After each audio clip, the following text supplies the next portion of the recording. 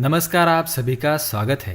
दोस्तों, हम सभी जानते हैं कि महादेव को भोले भंडारी भी कहा जाता है, क्योंकि उनका स्वभाव इतना भोला है कि उनको कोई भी आसानी से प्रसन्न कर सकता है। उन्हें किसी चढ़ावे दिखावे की जरूरत नहीं है। उनके लिए भक्तों का प्रेम ही उनका 56 भोग होता है। महादेव अपने सभी भक्तों को अपनाते हैं, चाहे वो देवता हो, दानव हो, मानव हो या फिर पशु हो। वे सभी उनके लिए समान है। वे शमशान में भी निवास करते हैं और कैलाश पर भी। वे देवों के देव महादेव है तो भूतों और प्रेतों के देव महाकाल भी है। उनकी महिमा अद्भुत है। वे सबसे परे है और कोई उन्हें समझ नहीं सकता। वे अपने सच्चे भक्तों के मन में निवास करते हैं, पर हम सभी जानते हैं कि उनके सबसे प्रिय भक्त नंदी है।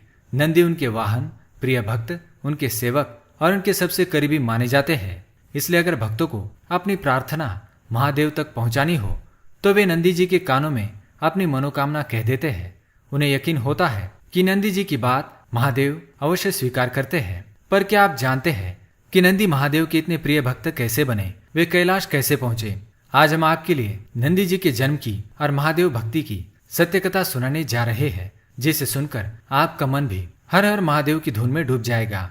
लेकिन इससे पहले दोस्तों, अगर आपने चैनल को सब्सक्राइब नहीं किया है तो इसे सब्सक्राइब जरूर करें। साथ ही वीडियो पसंद आए तो एक लाइक करना ना भूलें। महादेव के अनेकों भक्तों की तरह उनका एक भक्त था जिनका नाम था केवटराम।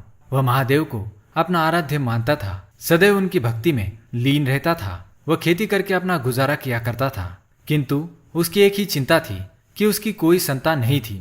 उसने और उसकी पत्नी ने कितनी मन्नतें मांगी थी, पर कुछ भी असर नहीं हो रहा था। वह सदैव महादेव को याद करता और उनसे अपनी संतान के लिए प्रार्थना किया करता था। एक बार उसने ठान लिया कि जब तक महादेव उसे संतान की प्राप्ति का वरदान नहीं देते, वो ना ही अन्न और ना ही जल ग्रहण करेगा। उसने कई दिनों तक इस व्रत का पालन किया और महादेव को पुकारता रहा।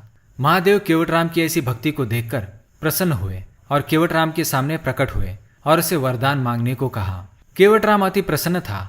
उसने महादेव से मांगा कि मुझे ऐसे पुत्र की प्राप्ति हो जिसमें 1000 बैलों की शक्ति हो, जो आपको भी अपने कंधे पर बिठाकर घुमा सके, इतना ताकतवर हो। जैसे मैं आपकी भक्ति में लीन रहता हूँ, मेरा पुत्र भी सदैव आपकी भक्ति में लीन रहे, वो आपका सबसे प्रिय भक्त बने। मुझे ऐसे पुत्र की कामना है। महादेव थोड़ा मुस्कुराए और केवटराम से कहने लगे, सोच लो, जो वरदान तुम मांगोगे मैं उसी अनुसार वरदान दूंगा।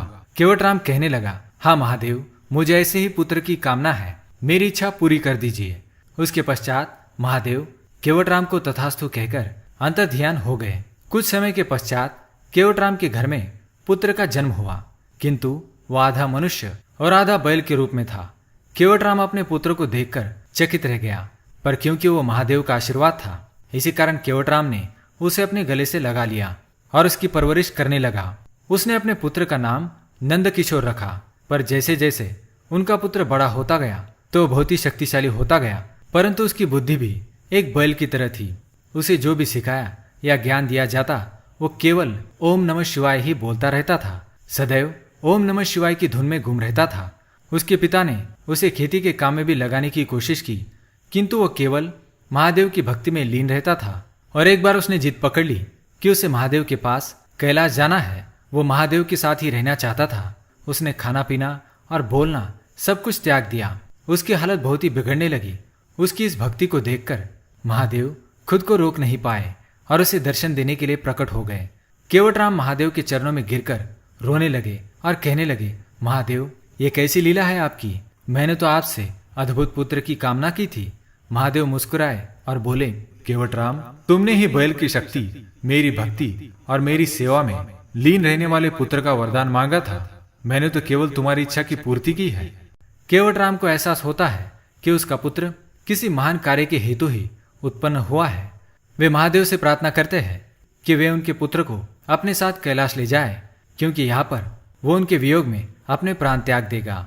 महादेव नंदकिशोर के सर पर अपना हाथ रखते हैं और उसे वरदान देते हैं कि संसार नंदकिशोर को नंदी के नाम से जानेगा, जो मेरा वाहन भी होगा। नंदी सदैव मेरे साथ कैलाश में उपस्थित रहेगा।